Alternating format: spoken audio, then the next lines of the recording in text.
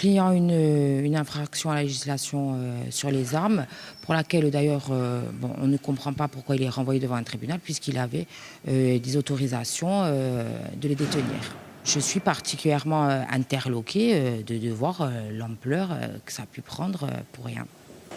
2 personnes seront jugées jeudi en comparution immédiate à Ajaccio. La première, un jeune homme de 25 ans, a été placé en détention jusqu'à son jugement.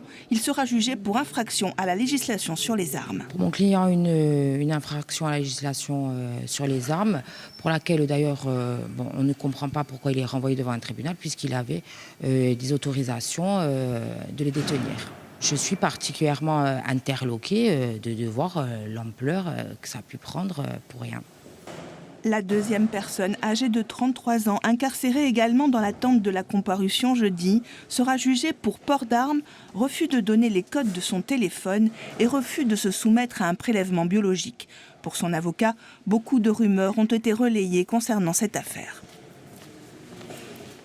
L'un de mes clients a été remis en liberté sans qu'aucune charge ne soit retenue contre lui.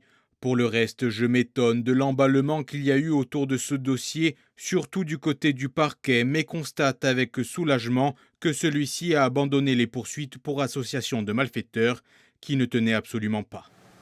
Jeudi après-midi, la scène avait semé la confusion à Ajaccio, quartier Albert Ier. Au cours d'un contrôle de police, 3 personnes étaient interpellées. La rumeur, démentie plus tard, faisait état d'un homme en fuite et d'un coup de feu. Sur place, la police scientifique procédait à de longues constatations.